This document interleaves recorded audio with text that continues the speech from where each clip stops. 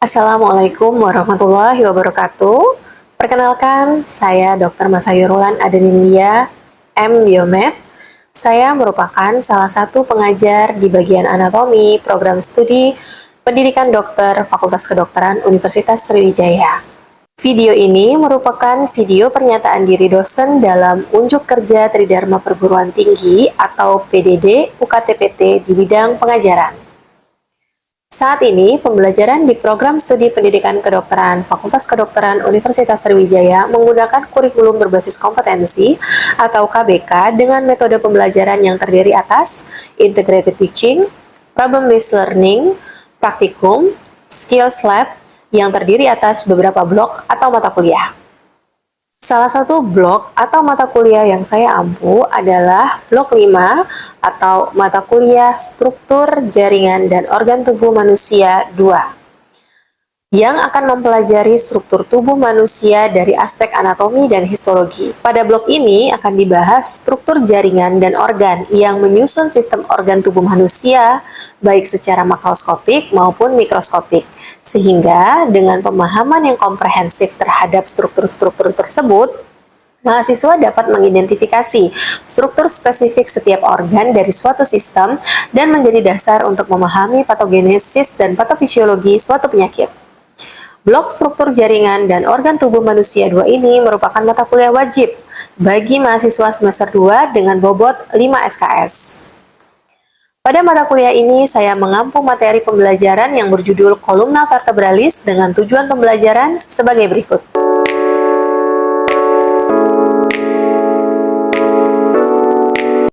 Metode pembelajaran yang digunakan sesuai dengan yang telah ditetapkan dalam modul blok dengan menggunakan metode DIA, yaitu Delivery, Interaction, dan Assessment, yang menekankan pada penyampaian materi disampaikan oleh dosen melalui kuliah terintegrasi dengan metode ceramah, ataupun menggunakan model-model anatomi, atau menggunakan skenario, atau menggunakan video. Lalu, adanya interaksi antara dosen dan mahasiswa melalui diskusi dan tanya jawab, serta penilaian atau asesmen hasil belajar, yang dilakukan secara tatap muka luring penuh. Proses penilaian atau asesmen hasil belajar mahasiswa meliputi beberapa aspek. Evaluasi terhadap mata kuliah ini sesuai dengan tujuan pembelajaran meliputi beberapa aspek afektif, yaitu kehadiran dan keaktifan mahasiswa yang dilihat dari daftar hadir dan penilaian keaktifan di kelas. Serta penilaian dalam bentuk sumatif berupa penilaian kegiatan tutorial, problem-based learning, kuis pleno atau laporan tutorial, nilai kuis IT atau tugas, kuis praktikum, tugas praktikum, ujian praktikum atau OSP, dan nilai ujian akhir atau CBT MCQ. Referensi yang saya gunakan untuk mengajar mata kuliah ini adalah sebagai berikut.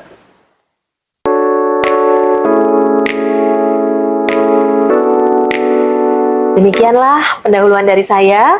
Berikutnya adalah video rekaman simulasi mengajar dengan judul kuliah Columna Vertebralis yang merepresentasikan kegiatan pengajaran dosen. Terima kasih. Wassalamualaikum warahmatullahi wabarakatuh. Assalamualaikum warahmatullahi wabarakatuh. Waalaikumsalam warahmatullahi wabarakatuh. Selamat pagi adik-adik. Apa kabarnya hari ini? Alhamdulillah. Oke. Sehat ya pagi-pagi. Kita akan melanjutkan perkuliahan kita. Perkenalkan, nama saya Dr. Wulan. Saya dari bagian anatomi Fakultas Kedokteran Universitas Sriwijaya. Materi kuliah kita hari ini adalah mengenai columna vertebralis yang merupakan salah satu materi yang ada di blok 5. Tujuan pembelajaran kita hari ini dapat kalian lihat pada modul blok 5 yang sudah dibagikan. Apakah sudah mendapatkan modul blok 5-nya? Disitulah dapat melihat rencana pembelajaran blok dan capaian pembelajarannya.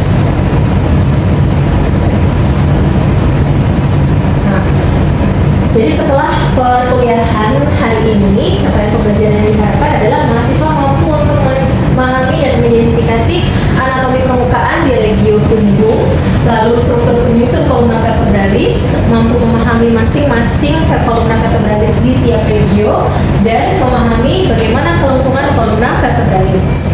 Sebelum kita memulai materi kuliah kita hari ini, baiknya kita melakukan pretest agar kita dapat mengetahui sejauh mana pemahaman kalian mengenai materi ini. Silahkan mengisi pretest di tinyurl/pretest CV yang linknya sudah dapat kalian lihat di slide di depan. Kita beri waktu cukup 3 menit saja ya Dek, silahkan mengerjakan.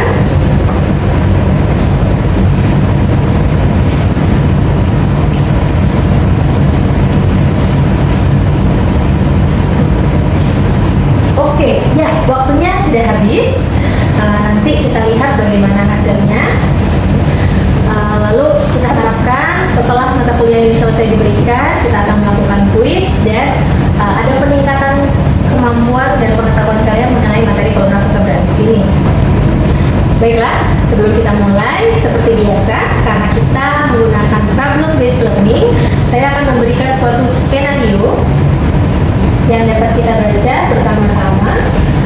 Vignette-nya adalah itu seorang anak laki-laki berusia 14 tahun dengan bagian atas atau bagian toraksnya melengkung.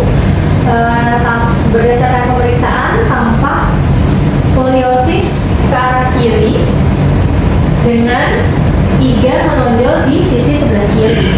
Nah, kalau berdasarkan skenario ini apa yang perlu kita pahami dulu untuk mengatasi pasien skoliosis? Ya, derajat kelengkungan itu. Oke, berarti kita harus tahu bagaimana derajat kelengkungan yang normal dan di regio mana kelengkungan yang normal. Ada yang lagi? Selain itu, derajat kelengkungan sudah. Apalagi? Tadi ada? Kurang lebih sama, tapi kita harus mengetahui dulu struktur dan jenis luar ada di Oke, berarti kita harus mengetahui struktur apa yang membentuk kelengkungan dari tulang belakang tadi ya. Jadi struktur tulangnya apa, lalu derajat kelengkungannya. Oke.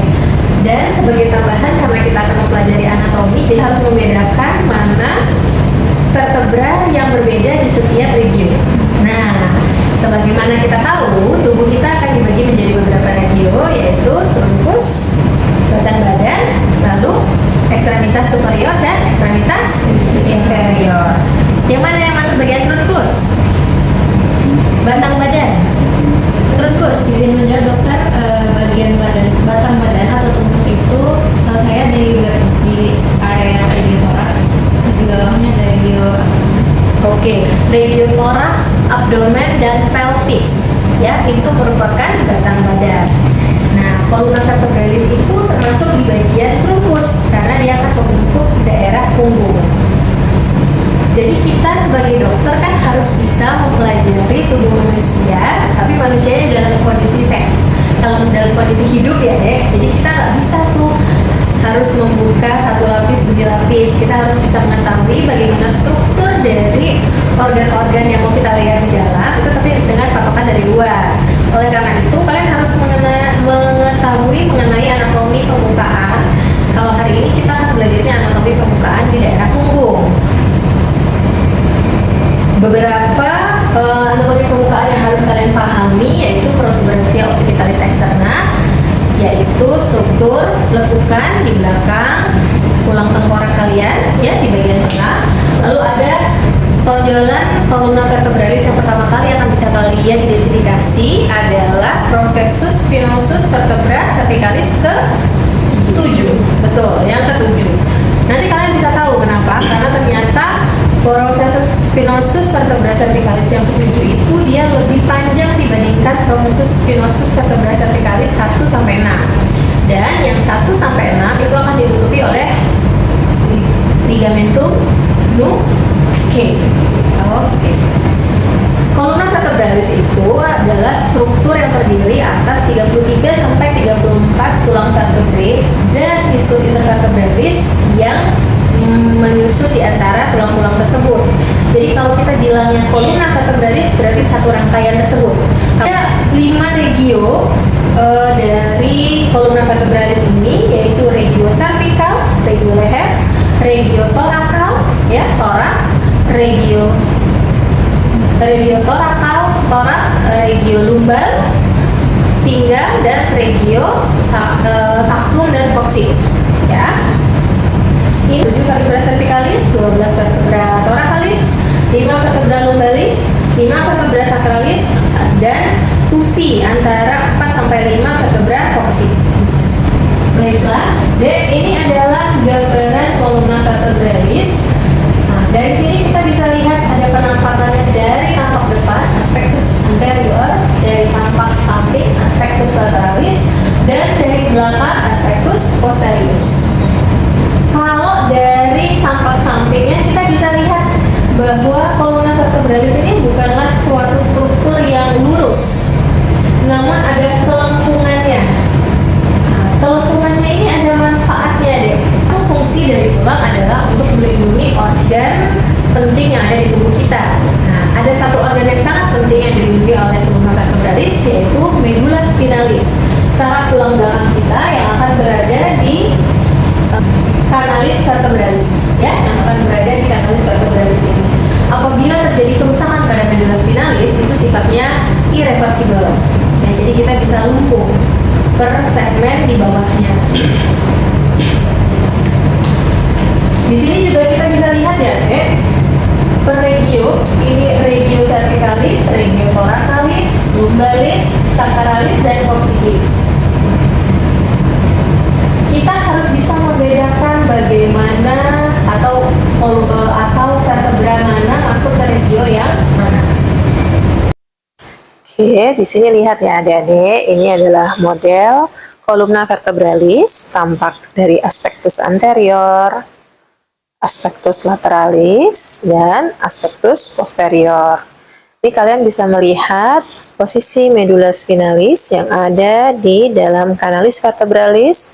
Nanti dari, ini kita lihat dari bagian posterior ya, dari lateral akan keluar nervus spinalis. Jadi setiap ruas tulang belakang akan tersusun, ya, bertumpuk-tumpuk, dan di antara kedua tulang belakang tersebut akan ada diskus intervertebralis yang akan menjadi bantalan antara kedua ruas tulang belakang. Kalau kita mempelajari atau mau mencoba mengidentifikasi suatu tulang, kita lihat bagian-bagiannya. Yang pertama kita lihat bagian dari apa ini deh? Silakan. Korpus dong. Oke, ini adalah korpus dari vertebrae. Bagaimana bentuk korpus vertebrae-nya? Bentuknya seperti hati, ya. Bentuknya seperti hati. Bentuk seperti hati ini adalah ciri-ciri dari vertebra thoracalis. Lalu kita lihat, selain korpus ini ternyata ada beberapa tonjolan. Tonjolan-tonjolan ini memiliki ciri masing-masing di tiap regio. Salah satunya, ada yang tahu ini tonjolan apa deh? Prosesus spinosus. Oh benar, oke. Ini adalah prosesus spinosusnya. Kita lihat ya deh, dari tampak samping. Dari tampak samping, ciri-cirinya prosesus spinosus vertebra thoracalis itu dia panjang dan turun ke bawah. Ya, panjang dan turun ke bawah. Nanti kita bisa melihat perbedaannya dengan vertebra cervicalis dan vertebra lumbalis. Nah, kalau yang prosesus spinosus itu dia panjang dan turun ke bawah. Nah, sebagai rangkuman dari bagaimana morfologi tiap vertebrae di masing-masing regio, ini ada di tabel ini ya deh. Bisa kita lihat bagaimana ciri-ciri korpusnya, foramen vertebral, prosesus transversus, prosesus spinosus, dan facies articularisnya. Sampai sini, apakah ada pertanyaan? Silakan angkat tangan deh kalau ada yang mau ditanyakan. Silakan. Perkenalkan dok, nama saya Muhammad Ahmad Putra dari Jepang. Silakan. Jadi kan saya kan sekarang lagi diam nih dok. Oke, bagus sekali. Sehat Pak? Apa akibat dari beban yang saya angkat itu dok? Apakah ada bebannya gitu? Pertanyaan yang baik sekali Dava. Memang sekarang rata-rata orang sedang suka sekali olahraga gym ya, dimana mereka akan mengangkat beban-beban yang berat. Nah, perlu kita ingat tadi sesuai materi kita bahwa tulang belakang itu akan menopang beban tubuh kita. Dia akan mendistribusikan beban tubuh yang kita terima sampai ke kaki. Sehingga pada saat kita mengangkat beban yang berat, ya beban yang berat, apa yang akan terjadi? Maka ada struktur namanya diskus intervertebralis yang seperti bantalan di antara masing-masing tulang vertebrae itu dia akan tertekan. Si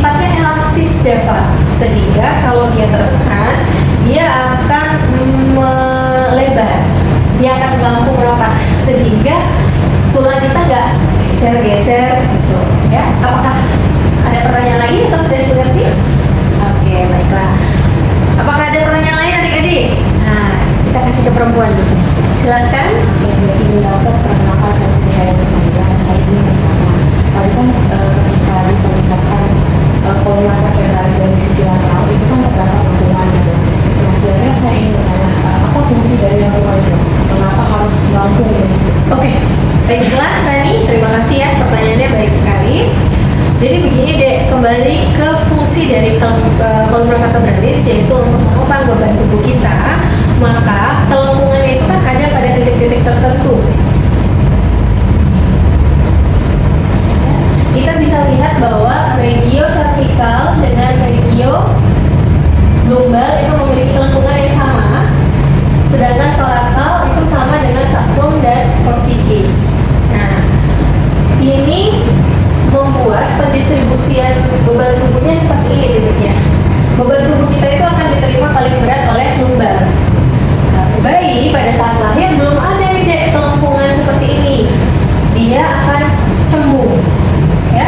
Dia akan bentuknya seperti ini. Jadi kelengkungan di torakal dan di sakral itu dari lahir sudah ada. Namun yang lumbar dan torakal belum. Jadi bentuknya masih satu dari selengkung begini cembung. Seiring dengan usia, perlahan-lahan bayi yang bisa dilakukannya pertama kali setelah dia berbalik tadi dia baru bisa mengangkat kepala. Berarti kelengkungan lehernya sudah ada.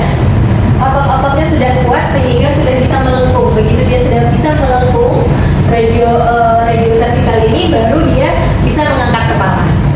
Cukup jelas jawabannya tadi? Oh iya. Baiklah adik-adik, demikianlah pemaparan materi kuliah kita hari ini.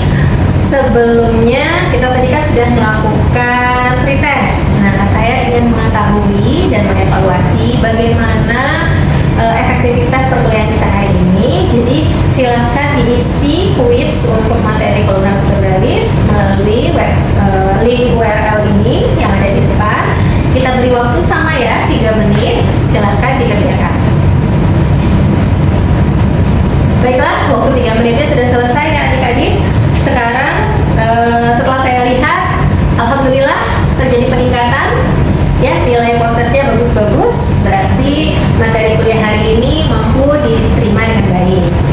Nah, selanjutnya untuk pelajaran di rumah, kalian bisa melihat video-video ya yang sudah saya upload di Drive di sini. Ini silakan kalian tonton nanti ya untuk memperdalam materi yang sudah kalian terima.